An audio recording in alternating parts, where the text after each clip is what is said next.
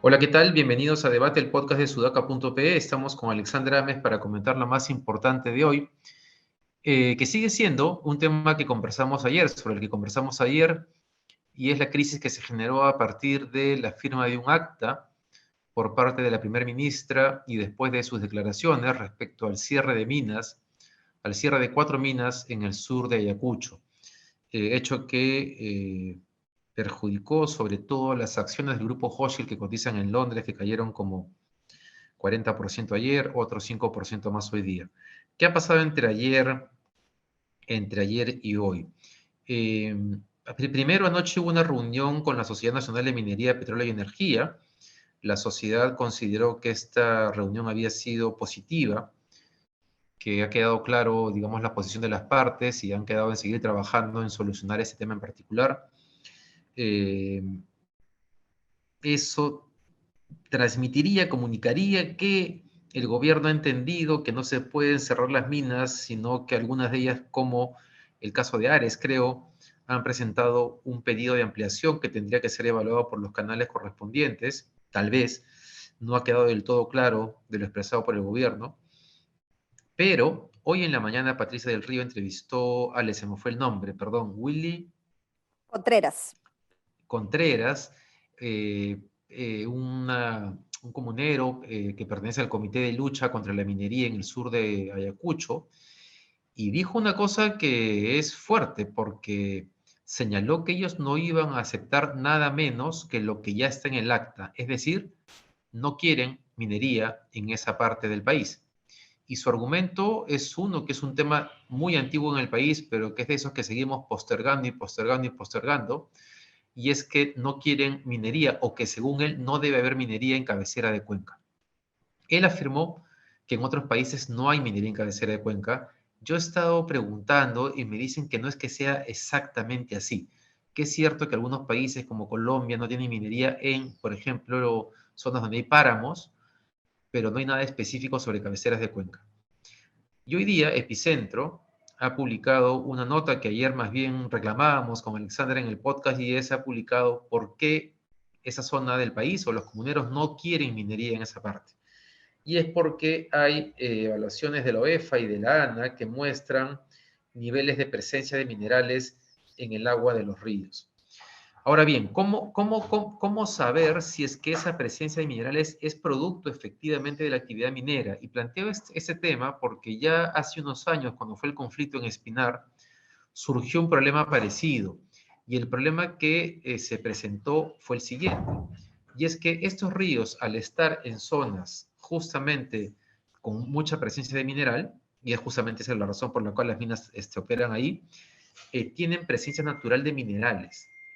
Entonces, en realidad, los informes no permiten tener claridad sobre si esa presencia de minerales es producto solamente de la mineralización natural de los suelos o si además es producto de la actividad minera. No quedó claro para Espinar, tampoco está claro ahora, no hay una línea base que permita definir si eso es así, pero lo que está claro a partir de la entrevista de Pati del Río es que si el gobierno decide dar marcha atrás y encontrar un punto medio en el cual se evalúen los pedidos de ampliación y que por lo tanto algunas mineras que hacen bien las cosas puedan quedarse a operar, eso le va a generar un conflicto social muy grande, ¿no? ¿Cómo ves tú el tema, Ale? Bueno, yo veo el tema como una encrucijada muy difícil en este momento para Mirta Vázquez, ¿no? Incluso para un personaje como ella, que aquí en este podcast he resaltado, que tiene grandes habilidades para la negociación, grandes muestras de apertura al diálogo, al consenso, y una muestra de ello es que justamente inmediatamente, ¿no? El primer día de la semana, lunes, convocó a el otro lado, digamos, ¿no? A representantes del sector privado para conversar sobre este tema, ¿no? Entonces, ¿qué pasa aquí? Que ayer, como dices, han salido digamos, tranquilos o más o menos tranquilos, no sé si satisfechos, pero un poco más tranquilos los empresarios de la reunión con Mirta Vázquez. Pero hoy en la mañana tenemos nuevamente el otro lado, que son los representantes de las comunidades que han firmado esta acta, que no quieren dar marcha atrás. Entonces, digo que Mirta Vázquez se encuentra en una encrucijada porque si retrocede, o mejor dicho, si cede un poco ante los empresarios, manteniendo esta lógica que además José Chávez ha reafirmado el día de hoy, eh, diciendo de que se va a evaluar el procedimiento y que no se está tomando una decisión unilateral, sino que se va a evaluar los procedimientos de cada unidad minera. Si es que se sigue por ese camino, se va a encontrar con una comunidad cuya firma de la presidenta del Consejo de Ministros está ahí, que le está exigiendo que ya no haya más minería, ¿no? Entonces, eh, una decisión así de radical, y no digo radical desde el punto de vista ideológico, sino de lo tajante o de lo categórico, digamos, puede generar una disrupción ahí, un conflicto grave, digamos, dentro del que ya existe en la zona, ¿no? Entonces, no veo cómo va a salir Mirta Vázquez de esto, ¿no? O sea, si se mueve por un lado, tiene a la comunidad, si se mueve hacia la comunidad, tiene al sector privado, que es poderoso, además, y tenemos que decirlo, ¿no? Es, desde el punto de vista del análisis de la política hegemónica, digamos, tiene mucho poder, entonces la puede desestabilizar a ella, ¿no? Entonces, o sea, no la tiene tan fácil para salir de esta, ¿no? Es un caso de estudio que a mí me parece bien interesante, inclusive de analizar con calma, paso a paso, cómo se va desarrollando todo, porque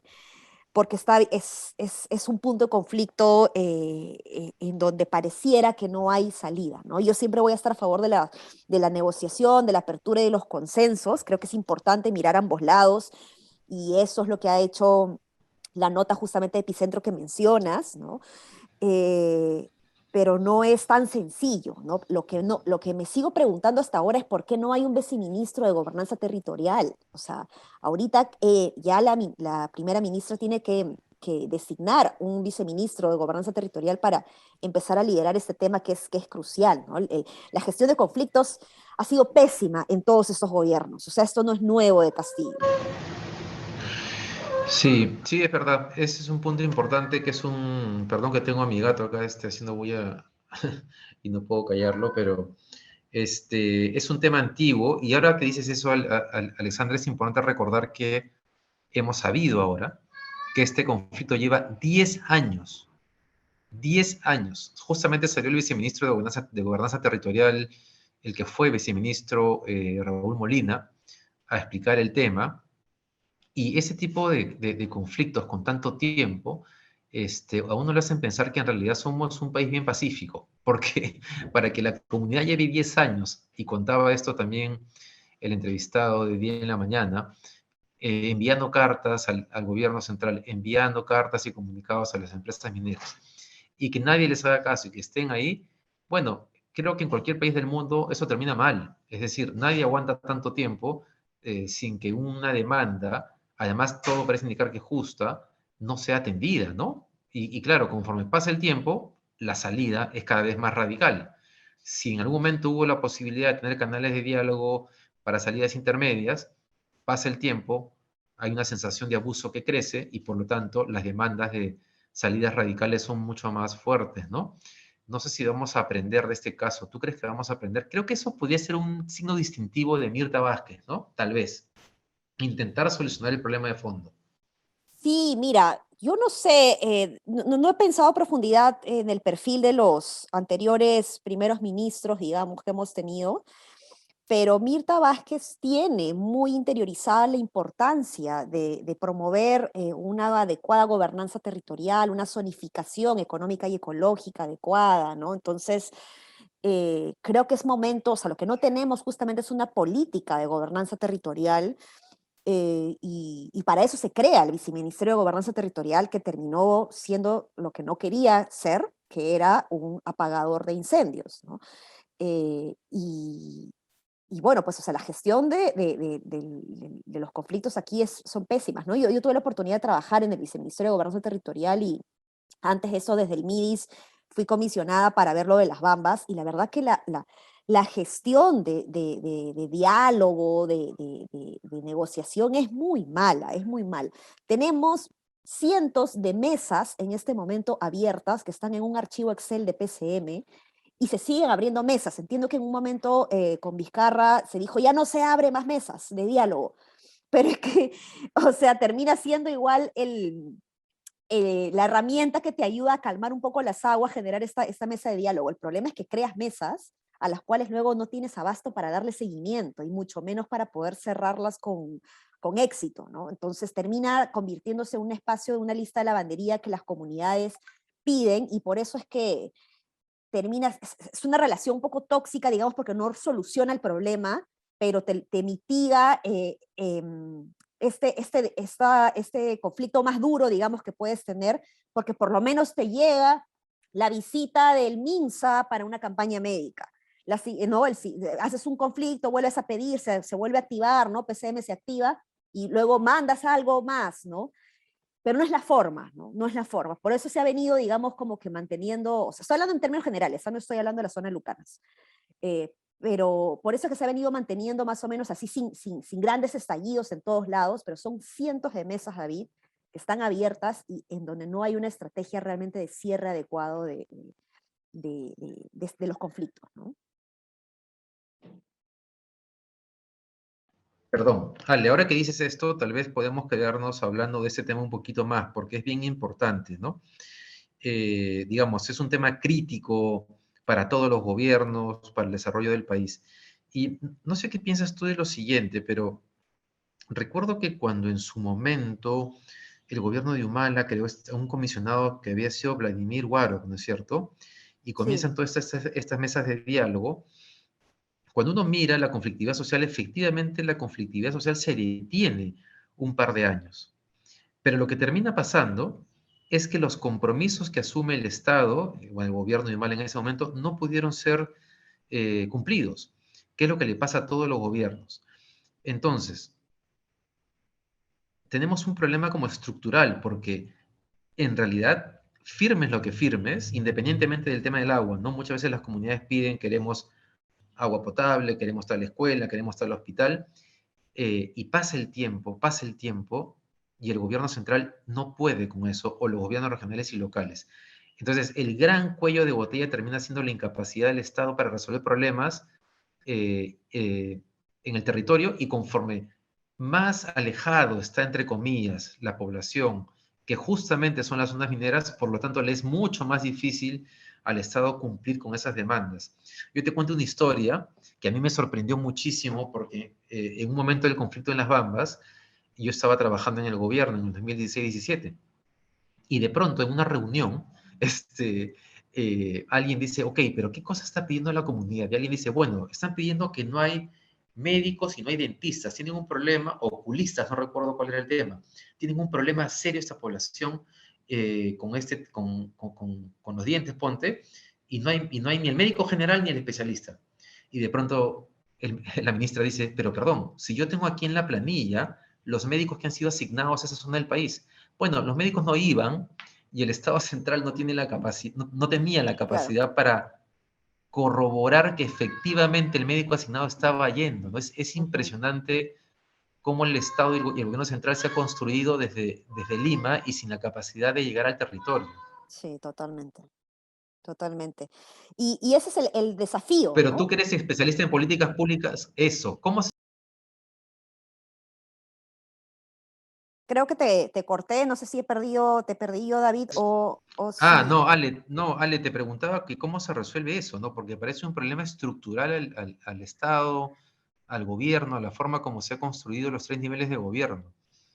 Es que es eso, es empezar a implementar políticas públicas efectivas, pero de cara al territorio, ¿no? O sea, si tú sigues diseñando y monitoreando todo desde Lima, con tu perspectiva de Lima, no lo vas a lograr, ¿no? Por eso es que es urgente tener políticas públicas que puedan realmente ser monitoreadas desde el territorio, ¿no? Y con un enfoque diferenciado por el enfoque territorial que corresponde. El Viceministerio de Gobernanza Territorial nace para eso. El problema es que terminó convirtiéndose en lo que no debía ser, como dije, en el bombero de los conflictos, porque son tantos que te distrae el foco, ¿no? Que es crear realmente la capacidad del Estado para llegar a tus ciudadanos, ¿no? Entonces, deberías tener, mientras resuelves los conflictos, mientras apagas esos incendios, crear un, una unidad, digamos, de gobierno, y de hecho la OCDE ha hecho una recomendación al respecto.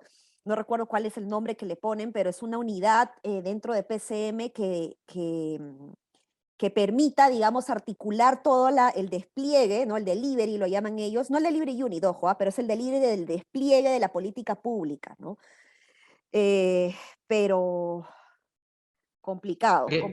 Qué importante lo que dices, porque ese viceministerio debería ser uno de los viceministerios más importantes del país Ujú. y no necesariamente lo es. Y ya no sé, creo que hemos hablado de esto, pero en su momento Raúl Molina intentó hacer justamente 3 proyectos pilotos para repensar el Estado a partir de 3 zonas críticas del país. Una de ellas era el corredor minero. Ujú. Y con los cambios de gobierno, lo que termina pasando es que esas iniciativas que son positivas en el mediano y el largo plazo terminan desapareciendo. Y ahora esos proyectos pilotos que hubiesen permitido repensar el Estado para satisfacer las necesidades y demandas de las zonas rurales, ya no está. No existe. Sí, Y todo ese pues, know-how ha quedado por ahí. y un poquito, en algún momento Carolina Trivelli lo dijo, ¿no? Cuando ya estaba de salida de ministra del MIDIS, crear estos combos de infraestructura, ¿no? O sea, no llegas al territorio con una campaña de salud y luego no vuelves a aparecer hasta que haya un conflicto, sino que generas ahí los servicios del Estado permanentes, ¿no? Entonces, el reto es ese, ¿cómo haces para que se generen los servicios del Estado permanentes en un proceso además de descentralización truncado, ¿no? Entonces, ya no basta solamente con pensar en el desarrollo de capacidades del Ejecutivo, sino también con los gobiernos regionales, los gobiernos locales, ¿no? ¿Cómo creas todo este mecanismo de articulación, ¿no? Entonces, yo creo que sí tiene que haber una entidad que se encargue de esto, que no se distraiga de este objetivo que es crucial, mientras que el otro se puede concentrar en apagar los incendios coyunturales que van saliendo, ¿no? El problema es que la forma de apagar esos incendios se ha casi ya institucionalizado, podría decir, ¿no? Es como, ya, ¿tú qué quieres? Salud, ya, mañana mandamos a médicos del MINSA, ¿no? Entonces ya la gente se contenta un año, ¿no? Siguiente año, conflicto. ¿Tú qué quieres? No, que mi hijo tiene anemia, no sé qué, campaña de hierro, no sé qué, ¿no? Pero, pero no estamos dando realmente el servicio, ¿no? Mm. Qué duro, ¿no? Sí. El Estado se ha convertido, como tú dices, en un bombero y no en un solucionador de verdad de los problemas. Mm, Bueno, vamos a ver qué pasa en los siguientes días. Un tema final, Alessandra, solamente rapidito, porque ayer salió una encuesta de Ipsos importante, sí. porque muestra cómo han cambiado las prioridades de las personas respecto a sus principales problemas. Y si bien para el caso del país la gente considera que la corrupción y la delincuencia es el principal problema en este momento, cuando se le pregunta cuál es su principal problema, el principal problema personal, digamos, no el del país, sino el que te está Ujú, afectando, es el costo de vida, sí. que ha pasado en solo un mes de ser el 4% de la población a que el 24% de la población considere que es su principal problema. Esto va a ser un dolor de cabeza para el gobierno de Castillo, digamos, varios meses. Sí. Sí, sí, sí, complicado, ¿no? Pero bueno, al parecer, pues este problema de inflación, como tú has venido diciendo, además, David, es un fenómeno mundial que pareciera tener un efecto rebote de la pandemia y del cierre de los mercados en donde abres y no hay suficiente oferta, digamos, ¿no? Pero en el Perú la cosa está bien complicada y cuando tocas el bolsillo de la gente ya pierdes el apoyo que necesitas para gobernar, ¿no? Así es, bien. Vamos a quedarnos con eso.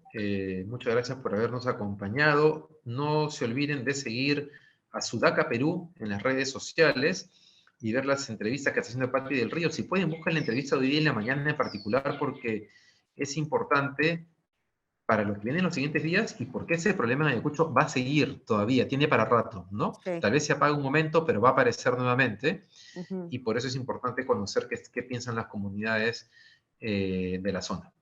Bien, muchas gracias. Entonces nos reencontramos mañana. Un abrazo. Nos vemos.